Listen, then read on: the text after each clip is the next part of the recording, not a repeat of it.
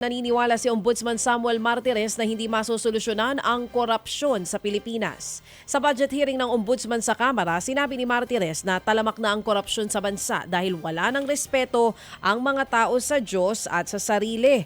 Gayunman, tinutulak ng Ombudsman na ipatigil ang pagsasapubliko ng mga audit report ng Commission on Audit sa iba't ibang ahensya.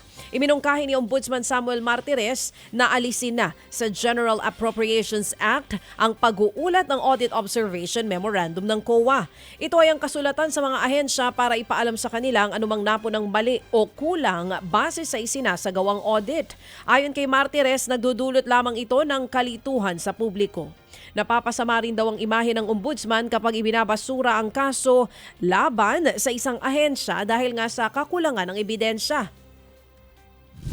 Ito pong Audit Observation Memorandum ay nagkukos po ng gulo.